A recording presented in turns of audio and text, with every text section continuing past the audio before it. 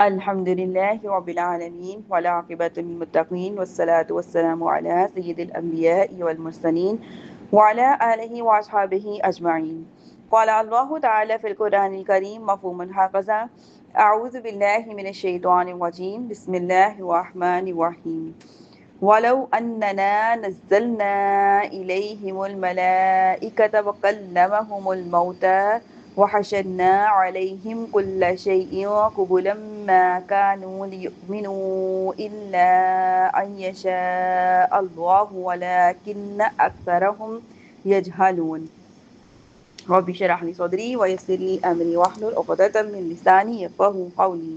ربي زدني علما ربي زدني علما ربي زدني علما. اللهم افتح علينا حكمتك وانشر علينا رحمتك يا ذا الجلال والإكرام. سبحانك لا علم لنا إلا ما علمتنا إنك أنت عليم حكيم. نہایت قابل احترام میری پیاری اور دینی بہنوں، السلام علیکم ورحمۃ اللہ وبرکاتہ۔ ابھی میں نے آپ کے سامنے سورۃ الانعام کی آیت نمبر 111 کی تلاوت کی۔ ترجمہ سماعت فرمائیے۔ مفہوم یہ ہے کہ اگر ہم ان کی طرف فرشتے اتار دیتے اور مردے ان سے باتیں کرتے تو ہم ہر چیز ان کے سامنے جمع کر دیتے، جب بھی وہ ایمان لانے والے نہیں تھے، مگر یہ کہ خدا چاہتا، لیکن ان میں اکثر لوگ جاہل ہیں۔ یہ آیت کریمہ جو ابھی میں نے جس کا ترجمہ مفہوم آپ کے سامنے پیش کیا، اس کا نشان نزول یہ ہے کہ کفار مکہ تاجدار رسالت صلی اللہ علیہ وآلہ وسلم سے مذاق کے طور پر کہا کرتے تھے کہ اگر آپ سچے ہیں تو ہمارے مردوں کو زندہ کر دیجئے تاکہ ہم ان سے پوچھیں کہ محمد صلی اللہ علیہ وآلہ وسلم جو فرماتے ہیں وہ حق ہے یا نہیں ہے، اور آپ ہمیں وہ فرشتے دکھائیے جو ہمارے سامنے آپ کے رسول ہونے کی گواہی دیں، یا اللہ جو گواہی دیں اور فرشتوں کو ہمارے سامنے لائیں۔ اس کے جواب میں اللہ تعالیٰ نے یہ آیت کریمہ جو ہے نازل فرمائی کہ اے محبوب صلی اللہ علیہ وسلم، اگر ہم کفار کے سارے مطالبے بھی پورے کر دیں، ان کی طرف فرشتے بھی اتار دیں جنہیں وہ ان کی اپنی اصلی شکل میں دیکھ لیں، اور ان سے وہ آپ کی رسالت کی گواہی سن بھی لیں، یوں ہی اگر اللہ تعالیٰ ان کے مطلوبہ یا عام مردے جو ہیں وہ زندہ کر کے اس کے سامنے بھی کھڑے کر دیتے تو بھی وہ جو سامنے کھڑے کر دیتے تاکہ اسے وہ معلوم کر لیتے کہ آپ جو پیغام لائے ہیں وہ حق ہے یا نہیں، تب بھی یہ لوگ ایمان کو ہرگز قبول نہ کرتے، بلکہ اگر ہم ان کے مطالبات سے زائد مخلوقات میں سے بھی، جیسے کہ ہر خشکی اور تری میں سے، شجر حجر میں سے، نباتات میں سے، حیوانات میں سے بھی ان کے سامنے کچھ لا کر رکھ دیتے، جمع کر دیتے، اور وہ بھی آ کے گواہی دے دیتے، پھر بھی وہ ایمان ہرگز نہ لاتے۔ اس مقام پر کیا ہے کہ دو باتیں ہیں، ایک یہ کہ اللہ تعالیٰ نے اس کائنات کو پیدا فرمایا اور ویسا فرمایا جیسا کہ ہونے کا حق تھا، اور اس جیسا کرنے والا کوئی بھی نہیں، وہ سب اللہ تعالیٰ کے علم ازلی میں تھا اور اس نے وہی لکھ دیا۔ تو یہ نہیں کہ جیسا اس نے لکھ دیا ویسا ہم کو کرنا پڑے گا، بلکہ جیسا ہم نے کرنا ہے ویسا اللہ تعالیٰ نے لکھ دیا ہے۔ جیسے کہ زید کے ذمے جو ہے وہ برائی لکھی گئی ہے، اس لیے زید برائی کرنے والا تھا۔ اگر زید بھلائی کرنے والا ہوتا تو پھر اس کے لیے بھلائی ہی لکھی جاتی، یعنی اچھائی ہی لکھی جاتی۔ تو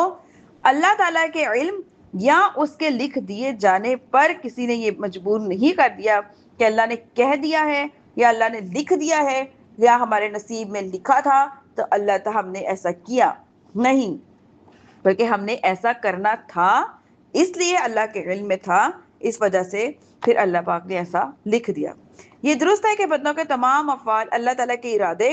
اور اس کی مشیت اور اس کی قضا سے ہی وجود پذیر ہوتے ہیں، لیکن قادر و تقدیر اللہ عز و جل نے انسان کو پتھر اور دیگر جمادات جو ہیں جو باقی جمادات کی طرح بے بس، مجبور اور بالکل بے اختیار نہیں بنایا ہوا، بلکہ اسے ایک قسم کا اختیار دیا ہے کہ کوئی کام چاہے تو کرے، چاہے تو چھوڑ دے۔ اس کے ساتھ اس کو عقل بھی عطا کی ہے کہ اپنا بھلا اور برا، نفع اور نقصان کو پہچان سکے، پھر نیکی یا بدی، اچھائی یا برائی میں سے جس کام کو بھی اختیار ہے اللہ تعالیٰ اس کی قوت اس انسان کو پیدا فرما دیتا ہے، اور اسی اختیار کے اعتبار سے وہ جزا اور سزا کا مستحق جو ہے وہ قرار پاتا ہے۔ اگر انسان نیکی یا بدی، اچھائی یا برائی میں سے کوئی اختیار نہ رکھتا تو انبیاء کرام علیہ الصلوۃ والسلام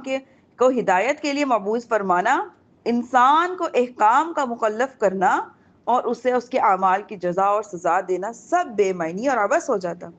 اللہ تعالیٰ کا کوئی کام عبث ہی نہیں ہوتا۔ خلاصہ یہ ہے میری پیاری اور دینی بہنوں، ایمان وہی لائیں گے جن کے ایمان لانے کا اللہ تعالیٰ ارادہ فرمائے گا، اور کفر وہی کریں گے جن کے کفر کا اللہ تعالیٰ ارادہ فرمائے گا، اور اللہ تعالیٰ ان کے کفر سے، ان کے جو کفر کا اس لیے ارادہ فرماتا ہے کیونکہ وہ کفر کو اختیار کرتے ہیں۔ سمجھ آئی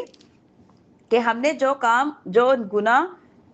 کرنے کا ارادہ کر لیا ہے، وہ گناہ اللہ کو معلوم تھا، اس لیے ہماری تقدیروں میں لکھا جا چکا۔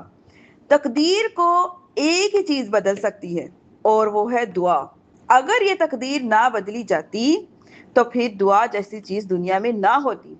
لیکن اب چونکہ اللہ نے ہمیں دعا کرنا سکھایا، کہا مجھ سے مانگو، رو کر مانگو، تو دعائیں آنسو تقدیروں کو بدل دیتے ہیں۔ کیوں فرمایا جاتا ہے مچھر کے پر کے برابر بھی آنسو انسان کو جہنم کی آگ کو ٹھنڈا کر سکتا ہے، ختم کر سکتا ہے، انسان کو اس آگ سے چھڑا سکتا ہے۔ دنیا کا کوئی بھی پانی دوزخ کی آگ کو بجھا نہیں سکتا، سوائے آنکھ سے نکلے ہوئے ایک مچھر کے بھر کے برابر بھی آنسو کیوں نہ نکلے، نکلے خدا کے خوف سے، نکلے اللہ کی خوف سے، اس کی محبت سے، نکلے ندامت کا، ہو بھی محض اللہ کی رضا کے لیے، تو ایک مچھر کے پر کے برابر کا آنسو بھی اللہ کی رضا کا سبب بن سکتا ہے، دوزخ کی گہری آگ کو بجھانے کا سبب بن سکتا ہے۔ اگر کسی کے نصیب میں جہنم لکھ دی جائے، لکھ دی ہو، تو اس کا مطلب یہ نہیں کہ وہ جہنم میں ہی جائے گا، ہاں وہ ضرور جائے گا، لیکن اگر اللہ نے اس کو اختیار بخشا ہے کہ بھائی زندگی ملی ہے، چلو توبہ کر سکتے ہو تو کر لو، اگر اس نے توبہ کر لی تو کیا ہے کہ جو جہنم لکھی ہے وہ اس کی جنت میں بدل جائے گی، اللہ پاک اس کے گناہوں کو معاف کر دے گا، جہنم کی آگ جو اس کے لیے لکھ دی گئی تھی اس سے اسے نجات دلا دے گا۔ لیکن اگر وہ اس کو یہ اختیار نہیں نہ دیا ہوتا اور جو اسٹیمپ لگ جاتی تو پھر یہ اختیارات دنیا میں ہوتے ہی نا۔ اللہ تعالیٰ نے انسان کو دو چیزیں عطا فرمائیں، دو راستے دکھائے اور کہا چلو اب تمہاری مرضی، جون سا مرضی راستے اختیار کرو۔ اس لیے قرآن کا فہم ضروری ہے تاکہ ہم اچھائی کا، بھلائی کا معاملہ اپنے ساتھ کر سکیں، گناہوں سے، بدیوں سے، ظلم سے دور رہ سکیں۔ آگے دیکھیے اللہ پاک کیا ارشاد فرما رہے ہیں آیت نمبر 112 میں، وَكَذَلِكَ جَعَلْنَا لِكُلِّ نَبِيٍّ عَدُوًّا شَيَاطِينَ الْإِنسِ وَالْجِنِّ يُوحِي بَعْضُهُمْ إِلَى بَعْضٍ زُخْرُفَ الْقَوْلِ غُرُورًا وَلَوْ شَاءَ رَبُّكَ مَا فَعَلُوهُ فَذَرْهُمْ وَمَا يَفْتَرُونَ۔ ترجمہ مفہوم یہ ہے، اور اسی طرح ہم نے ہر نبی کا دشمن بنایا انسانوں اور جنوں کے شیطانوں کو، ان میں ایک دوسرے کو دھوکہ دینے کے لیے بناوٹی باتوں کے وسوسے ڈالتا ہے، اور اگر تمہارا رب چاہتا تو وہ ایسا نہ کرتے، تو تم انہیں ان کی جو بناوٹی باتوں کو چھوڑ دو۔ کیا ہے اس کے فرمایا، یعنی کہ یہاں پہ فرمایا نا وَكَذَلِكَ جَعَلْنَا لِكُلِّ نَبِيٍّ عَدُوًّا، اور اس طرح ہم نے ہر نبی کے دشمن کیے کفار مکہ کی مخالفت اور ایذا رسانیوں یعنی تکلیفوں کی وجہ سے۔ سرکار دو عالم صلی اللہ علیہ وآلہ وسلم بہت رنجیدہ رہتے تھے، اس پر اللہ تعالیٰ نے اپنے حبیب صلی اللہ علیہ وآلہ وسلم کو تسلی دیتے ہوئے فرما رہے ہیں کہ اے حبیب صلی اللہ علیہ وآلہ وسلم، جس طرح یہ کفار آپ کی مخالفت اور دشمنی میں سرگرم ہے، اسی طرح آپ سے پہلے جتنے انبیاء اور رسول علیہ السلام گزرے ہیں، سب کی قوم کے جو کافر چاہے انسان ہو یا جن ہو ان کے دشمن تھے۔ کفار کی انبیاء اور رسول علیہ السلام سے عداوت اور مخالفت ہماری طرف سے ایک آزمائش ہے، تاکہ انبیاء اور مرسلین علیہ السلام ان پر صبر کر کے اجر عظیم کو حاصل کر سکے۔ لہٰذا آپ اپنی قوم کی مخالفت اور عداوت سے رنجیدہ خاطر نہ ہوں۔ یہ ایک دوسرے کو دھوکے میں رکھنے کے لیے نئی نئی باتیں کو گھڑتے ہیں، نئی نئی چالیں چلتے ہیں، فریب کاریاں کرتے ہیں، وسوسے ڈالتے ہیں تاکہ لوگوں کو گمراہ کریں، اور جو گمراہ ہیں وہ گمراہی سے نکل ہی نہ سکے۔ یہاں بھی یہی لکھا ہے کہ اگر اللہ عز و جل چاہتا تو ایسا نہ کرتے، لیکن اللہ تعالیٰ اپنی حکمت سے نظام کائنات کو چلا رہا ہے، اور کفر اور ایمان، خیر اور شر دونوں کے مد مقابل رہنے میں اس کی کئی کئی حکمتیں ہیں۔ لہٰذا آپ انہیں اور ان کے دھوکے اور فریب کی ہوشنما باتوں کو چھوڑ دیں اور صبر کریں، اللہ عز و جل انہیں اس کا بدلہ دے گا، انہیں رسوا کرے گا، آپ علیہ الصلوۃ والسلام کی مدد فرمائے گا۔ آیت مبارکہ میں بھی یہی معلوم ہوتا ہے کہ تمام نبیوں کے دشمن ضرور ہوئے، ایسے ہی علماء اور اولیاء کے بھی دشمن ضرور ہوتے ہیں۔ آگے اسی آیت کریمہ میں کیا فرمایا جا رہا ہے؟ شیاطین الانس والجن، کہ انسانوں اور جنوں کے شیطان۔ اس کی تفسیر میں علماء کے دو قول ہیں۔ ایک قول یہ ہے کہ جنوں میں بھی شیطان ہوتے ہیں اور انسانوں میں بھی ہوتے ہیں، کیونکہ شیطان ہر سرکش و نافرمان کو کہتے ہیں، چاہے وہ انسان ہو یا جن ہو۔ کیا کہا؟ شیطان ہر سرکش اور نافرمان کو کہتے ہیں، چاہے وہ نافرمان انسان ہو یا جن ہو۔ دوسری بات یہ ہے کہ جنوں اور انسانوں کے شیطان سے مراد ابلیس کی اولاد ہے۔ ابلیس نے اپنی اولاد کو دو حصوں میں تقسیم کر دیا، ایک گروہ انسانوں کے وسوسے ڈالتا ہے، دوسرا گروہ جنوں کو وسوسے ڈالتا ہے۔ اور خفیہ بات سے کیا مراد ہے کہ وسوسے اور فریب کی باتیں مراد ہیں، کہ وہ وسوسے کی باتیں کرتے ہیں، جو تعلقات توڑنے کی، رشتوں کو توڑنے کی، اللہ کی نافرمانی کرنے کی، نیکیوں سے دور اور بدیوں کے پاس جانے کی، برائیوں کے پاس جانے کی دعوتیں کرتے ہیں۔ اور ان کی کوشش ہوتی ہے کہ جیسے کیسے بھی کر کے انسان کو برائی کی طرف لایا جائے۔ جو گمراہ کن شخص کسی کو شریعت کے خلاف کام کی ترغیب دے، وہ انسانی شیطان ہے، اگرچہ وہ اپنے عزیزوں میں سے ہو یا عالم کے لباس میں ہو۔ اس میں وہ تمام لوگ داخل ہیں جو آزاد خیالی یا روشن خیالی کے نام پر شرعی کاموں کے خلاف پلاننگ کرتے ہیں اور منصوبے بناتے ہیں اور ان کے لیے تنظیمیں بناتے ہیں۔ سب مسلمانوں پر لازم یہ ہے کہ وہ اپنے انسانی شیطانوں سے خود بچیں اور دوسروں کو بھی بچائیں۔ اور کیا فرمایا جاتا ہے کہ ہمارے دور میں یہ وبا بہت ہی عام ہوتی جا رہی ہے کہ بھائی ہر ایک کی بات سنو اور تحقیق کرو، خواہ کہنے والا قرآن کے خلاف کہے یا حدیث کے یا اسلام کے، گویا نعوذ باللہ من ذالک تحقیق مطالعے کے نام پر گمراہی سننے پڑھنے کی ترغیب دی جا رہی ہے، اور اس چیز کو باہمی رواداری اور ایک دوسرے کو سمجھنے کی کوشش اور ایک دوسرے کے نقطہ نظر پر مطلع ہونا،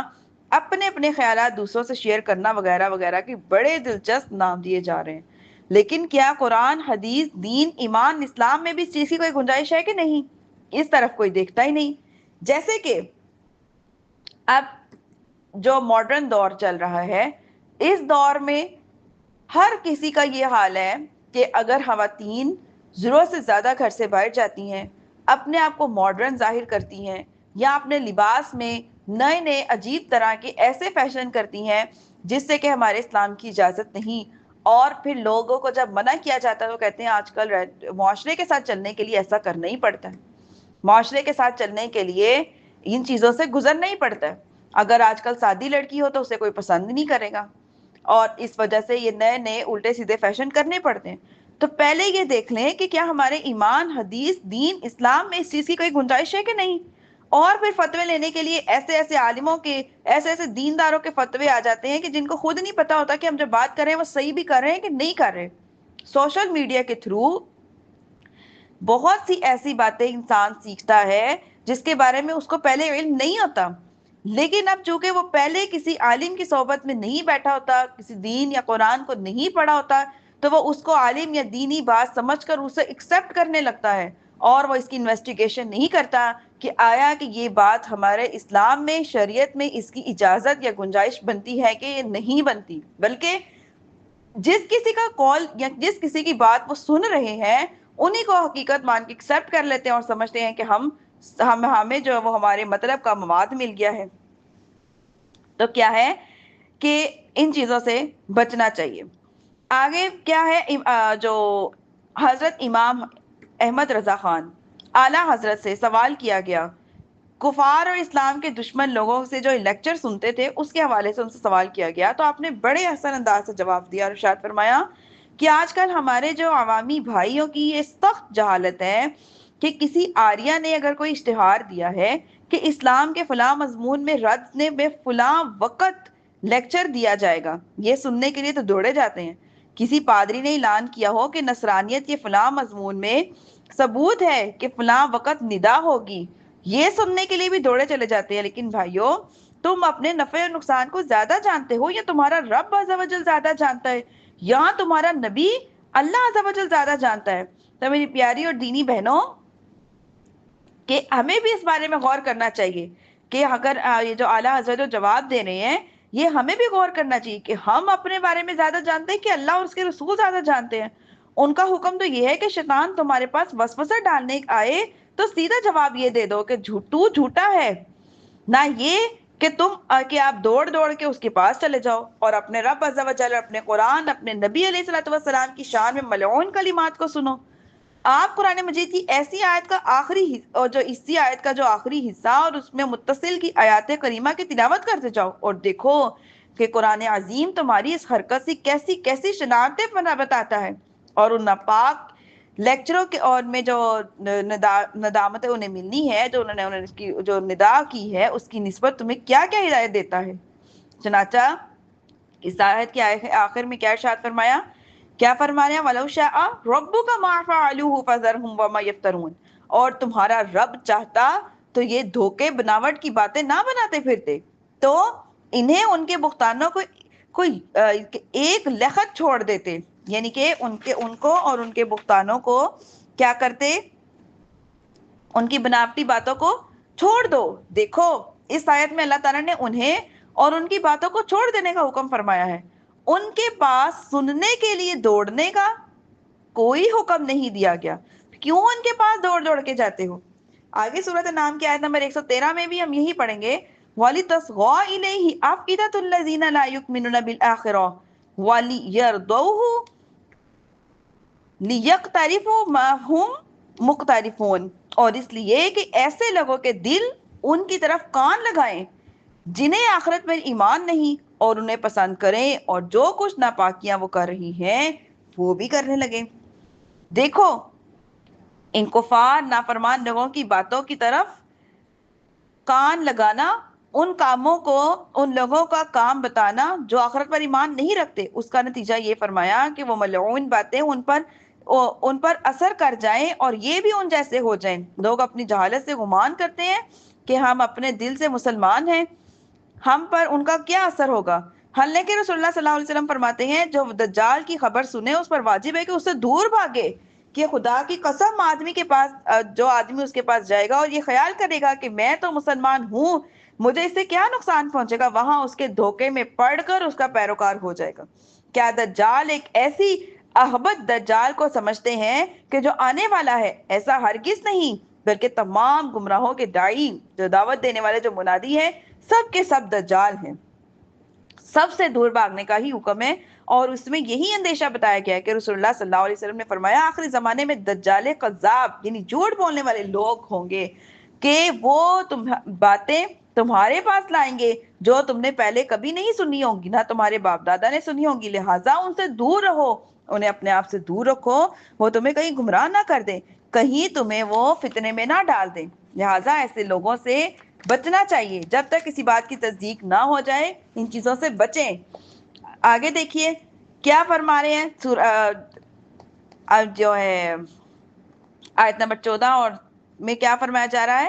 تو کیا اللہ کے سوا کوئی اور فیصلہ کرنے والا ڈھونڈو، حالانکہ انہوں نے مفصل کتاب تمہاری طرف اتاری اور اہل کتاب خوب جانتے ہیں کہ تمہارے رب کے پاس سے حق کے ساتھ اتری، تو خبردار تو شک نہ کرنا، اور تمہارے رب کی بات سچ اور انصاف کامل ہے، کوئی ان کی باتوں کو بدلنے والا نہیں، تو وہ کیا ہے؟ دانا ہے، اور زمین والوں میں زیادہ وہ ہیں تو ان کی پیروی کرے تو تجھے خدا کی راہ سے بہکا دے، تو وہ تو گمان کے پیروکار ہیں اور نری اٹکلیں دوڑاتے ہیں۔ بے شک تیرا رب خوب جانتا ہے کہ کون اس کی راہ سے بہکے گا، اور وہ خوب جانتا ہے کہ ہدایت پانے والے کو۔ ان تمام آیت مبارکہ میں انہیں مطالب کے سلسلے میں یہی بیان فرمایا جا رہا ہے کہ تم جو اس شیطان کی باتوں کو جو سننے جاتے ہو، تو کیا تمہیں یہ تلاش ہے کہ کہیں ان مذہبی اختلافات میں یہ لیکچر، یہ جو آریتن یہ منادی کیا فیصلہ کر رہے؟ ارے خدا سے بہتر فیصلہ کس کا؟ اس نے مفصل کتاب قرآن عظیم میں تمہیں عطا کی ہے، اس کے بعد تم کو کسی لیکچر ندا کی کیا ضرورت؟ لیکچر کے لیے جو کسی دینی کتاب کا نام نہیں لیتے کس گنتی شمار میں ہیں؟ یہ کتاب والے دل میں خوب جانتے ہیں کہ قرآن حق ہے، مگر تعصب کی پٹی ان کی آنکھوں پر بندھی ہوئی ہے کہ ہٹ درمی سے مکرے جاتے ہیں۔ تو تجھے کیوں شک پیدا ہوا کہ ان کو سننا چاہیے؟ تیرے رب کا جو کلام ہے وہ صدق بھی ہے، عدل سے بھرپور ہے، کل تک جو اس پر کامل یقین لایا تھا آج کیا وہ تمہیں اس میں فرق نظر آ گیا جو اس پہ اس کا اعتراض سننا چاہتا ہے؟ تو کیا خدا کی باتیں کوئی بدل سکتا ہے؟ یہ نہ سمجھنا کہ تمہارا کوئی مقال یعنی کوئی قول، کوئی خیال خدا سے چھپا ہوا ہے، وہ سنتا بھی ہے، جانتا بھی ہے۔ دیکھ اگر تم نے اس کی سنی تو وہ تجھے خدا اس کی سنی یعنی کہ جو تجھے خدا کے رخ سے بہکا رہا ہے، تو اے نادان، تو کیا یہ خیال کرتا ہے کہ اس گمراہ لوگوں کا علم دیکھوں کہ یہ کہاں تک ہے؟ یہ کیا کہتے ہیں، ارے ان کے پاس علم کہاں، وہ تو اپنے جو وہم و گمان کے پیچھے لگے ہوئے ہیں اور نیری اٹکلیں دہراتے ہیں جس کا نہ کوئی تھل ہے نہ کوئی بیڑا ہے۔ یہ اللہ واحد قہار کی گواہی ہے کہ ان کے پاس نیری محمل اٹکلوں کے سوا کچھ نہیں، تو ان کو سننے کے کیا معنی؟ سننے سے پہلے وہی کہے گا کہ جو تیرے نبی صلی اللہ علیہ وآلہ وسلم نے تعلیم فرمایا، شیطان تو جھوٹا ہے، اس گھمنڈ میں نہ رہنا کہ مجھ کو کیا گمراہ کریں گے، میں تو راہ پر ہوں، تیرا رب خوب جانتا ہے کہ کون اس کی راہ سے بہکا ہوا ہے، کون راہ پر ہے۔ اگر تو پورا ارادہ جو ہے تمہارا ہوتا تو بے راہوں کے سننے ہی کیوں گیا؟ حالانکہ تیرا رب تمہیں فرما چکا ہے کہ اس کو چھوڑ دو، اس کے بہتانوں کو چھوڑ دو، تیرے نبی صلی اللہ علیہ وسلم فرما چکے اس سے دور رہو، اس کو اپنوں سے بھی دور رہو، کیونکہ وہ تمہیں کہیں بہکا نہ دے، کہیں تمہیں فتنے میں نہ ڈال دے۔ بہنوں، اس آسان بات یہ ہے، اس پہ غور کر لو، تم اپنے رب عز و جل، اپنے قرآن، نبی کریم صلی اللہ علیہ وآلہ وسلم پر سچا ایمان رکھتے ہو یا نعوذ باللہ من ذالک اس میں تمہیں کوئی شک ہے؟ اور جسے شک ہوا اسے اسلام سے کیا تعلق؟ کوئی فائدہ نہیں، وہ نہ حق اپنے آپ کو مسلمان کہہ کر مسلمانوں کو کیوں بدنام کرے؟ اگر ایمان سچا ہے تو اب یہ فرمائیے کہ ان کے لیکچروں، ان کی نداؤں پر آپ کے رب عز و جل، قرآن، نبی کریم صلی اللہ علیہ وآلہ وسلم اور ایمان کی تعریف ہوگی یا مذمت؟ ظاہر ہے کہ دوسری ہی صورت ہے، اس لیے تم کو بلاتے ہیں کہ تمہارے منہ پر تمہارے خدا، تمہارے نبی، تمہارے قرآن، تمہارے دین کی توہین اور تکذیب کریں۔ آپ ذرا سوچ لیجئے کہ ایک شریر نے زید کے نام اشتہار دیا ہے کہ فلاں وقت فلاں مقام پر میں بیان کروں گا، اور تیرا باپ حرامی بچہ اور تیری ماں زانیہ تھی، خدا کے لیے انصاف، یا کوئی غیرت والا، حمیت والا یا انسانیت والا جبکہ اسے اس بیان سے روک دینے، باز رکھنے پر قادر نہ ہو، اسے سننے جائے گا؟ خدا کی قسم ہرگز نہیں جائے گا۔ کسی بنگی چمار سے بھی یہ نہیں ہو سکے گا کہ وہ ایمان کے دل پر ہاتھ رکھ کر دیکھو کہ اللہ، رسول اور قرآن عظیم کی توہین، تکذیب یا مذمت سخت تر ہے یا ماں باپ کی گالی؟ ایمان رکھتے ہو تو اس سے کچھ نسبت نہ جانو، پھر کہاں سے کون سا وہ جگر لے کے آئے گا کہ وہ شگاف، ناپاک، ملعون، بہتانوں، افتراؤں، شیطانی اٹکلوں اور اس سے کو سننے کے لیے جائے؟ بلکہ حقیقت اور انصاف کی بات تو یہ ہے کہ وہ جو کچھ یہ بکتے ہیں، اللہ، رسول، قرآن عظیم کی تحقیر کرتے ہیں، ان سب کا باعث یہ سننے والے ہیں۔ اگر مسلمان اپنا ایمان سنبھالے، اپنے رب، قرآن، رسول کی عظمت اور عزت کے پیش نظر رکھیں اور ایکا کر لیں، تو وہ خبیث لیکچر، گندی ندائیں سننے والے کوئی بھی نہ جائے تو وہ وہاں موجود ہو کر بھی فوراً وہی کلمہ ارشاد فرما کر کہہ دے گا کہ تو جھوٹا ہے، چلا جائے گا۔ تو کیا وہ دیواروں اور پتھروں سے اپنا سر پھوڑے گا؟ کیا کریں گے؟ تو تم سن کر کہلواتے ہو، اور تو تم نہ سنو گے، وہ نہیں کہیں گے۔ ظاہری بات ہے، جب ہم کسی کو سنتے ہیں، دیکھتے ہیں، تو اگلے کو ہوتا ہے ہمیں تو بھائی لوگ چاہیے تھے، وہ تو ہمیں سننے کے لیے آ گئے، تو وہ زیادہ سے زیادہ بات کر ہی جاتے ہیں۔ پھر انصاف کیجئے کہ اس کہنے کے وبال جو ہے وہ کس پر ہے؟ علماء فرماتے ہیں ہٹے کٹے جوان تندرست جو بھیک مانگنے کے عادی ہوتے ہیں اسی کو اپنا پیشہ بنا لیتے ہیں، انہیں دینا ناجائز ہے، اور اس پر جو گناہ پر شے دینی ہے وہ لوگ نہ دے تو جھڑک مارے اور وہ محنت مزدوری کریں، کوئی نہیں دے گا تو بھوکے مریں گے، خود بخود محنت مزدوری کریں گے۔ بہنوں، جب اس میں گناہ کی امداد ہے تو اس میں تو کفر کی مدد ہے۔ قرآن عظیم کی نص قطعی نے ایسی جگہ سے فوراً ہٹ جانا جو ہے فرض کر دیا ہے، اور وہاں ٹھہرنا فقط حرام ہی نہیں ہے بلکہ سنو تو کیا ارشاد فرمایا اللہ عز و جل، کیا فرماتے ہیں سورۃ نساء میں؟ یعنی بے شک اللہ تم پر قرآن کا جو حکم اتار چکا ہے، جب تم سنو کہ خدا کی آیتوں سے انکار ہوتا تو اس کی ہنسی کی جاتی، تو ان لوگوں کے پاس نہ بیٹھو جب تک کہ وہ اور باتوں میں مشغول نہ ہو جائیں، اور تم نے نہ مانا، اور جس وقت وہ اللہ کی آیتوں پر اعتراض کر رہے ہیں وہاں بیٹھے رہے، تو جب تم بھی انہیں جیسے ہوگے بے شک اللہ تعالیٰ منافقوں اور کافروں سب کو جہنم میں اکٹھا کر دے گا۔ دیکھیے قرآن فرماتا ہے، یہاں تمہارا رب رحمان فرما رہا ہے، تم ایسے جلسوں محفلوں میں جائے جو ایسی جگہ کھڑا ہو، وہ انہیں کافروں اور آریوں پادریوں کی مثال دے کہ حرام تو ہر گناہ ہے۔ یہاں تو اللہ واحد قہار یہ فرما رہا ہے کہ یہاں ٹھہرے تو تم بھی انہی جیسے ہو جاؤ گے۔ مسلمان بہنوں، کیا قرآن عظیم کی یہ آیات تم نے منسوخ کر دی، یا اللہ عز و جل کے اس سخت وعید کو سچا نہ سمجھے، یا کافروں جیسا ہونا جو ہے وہ قبول کر لیا؟ تو جب کچھ نہیں تو ان سب چیزوں کے کیا معنی جو آریوں پادریوں کے لیکچروں نداؤں کو سننے کے لیے ان کے جلسوں میں شرکت کرتے ہیں، جو خدا رسول قرآن کے اعتراضوں کے لیے کیے جاتے ہیں۔ میری پیاری بہنوں، میں یہ نہیں کہتی کہ قرآن فرماتا ہے انکم اذم مثلکم، کہ تم بھی ان جیسے ہو۔ ان لیکچروں پر جو جمٹ جمٹ کے لوگ جاتے ہیں، ان کے جلسوں میں شرکت کرنے والے سب انہی کافروں کے مثل ہیں۔ وہ اعلانیہ بک کر کافر ہوئے، یہ زبان سے کلمہ پڑھیں اور دل میں خدا رسول قرآن کی اتنی عزت نہیں کہ جہاں ان کی توہین ہوتی ہے وہاں سے بچ نکلیں، یہ تو منافق ہوئے۔ جب تو فرمایا کہ اللہ انہیں اور انہی سب کو جہنم میں اکٹھا کر دے گا، تو تم لیکچر دو، تو یہاں تم لیکچر دو اور ان کو سناؤ۔ مسلمان اگر قرآن عظیم کی اس نصیحت پر عمل کریں تو ابھی دیکھ لیتے ہیں ہم کہ اللہ تعالیٰ کے دشمنوں کے سب بازار ٹھنڈے ہو جائیں گے، ملک میں ان کے شور و شر کا نشان تک ختم ہو جائے گا، جہنم کے جو کنڈے ہیں، شیطانوں کے بندے آپس میں ٹکرا کر سر پھوڑ دیں گے۔ اللہ رسول قرآن عظیم کی جو توہینوں سے مسلمانوں کا جو کلیجہ پکانا چھوڑ دیں گے اور اپنے گھر بیٹھ کر بکے بھی تو مسلمانوں کے کان تو اس چیز سے ٹھنڈے رہیں گے نا۔ تو یہ ہمارے لیے بہت ہی اہم بات ہے کہ کبھی بھی موبائلوں میں، کہیں بھی محفلوں میں، کہیں بھی جہاں اللہ رسول کے قرآن کی نافرمانی ہو رہی ہو، ہرگز نہ سنیں، محفل چھوڑ کے چلے جائیں۔ یہ جو شیعہ لوگ ہیں یا مختلف لوگ ہیں، جب آپ کو ان کی بات سمجھ نہیں آ رہی، محفل چھوڑ دیں، اپنے قرآن، اپنے رب کی عزت پر، اپنے رسول کی عزت پر بات نہ آنے دیں۔ جب آپ کو علم نہیں ہے، جواب نہیں دے سکتے، فوراً اٹھ جائیں، بحث مباحثہ نہ کریں، چلے جائیں، محفلوں کو چھوڑ دیں، ان محفلوں کا حصہ نہ بنیں۔ وَمَا عَلَيَّ إِلَّا الْبَلَاغُ الْمُبِينُ۔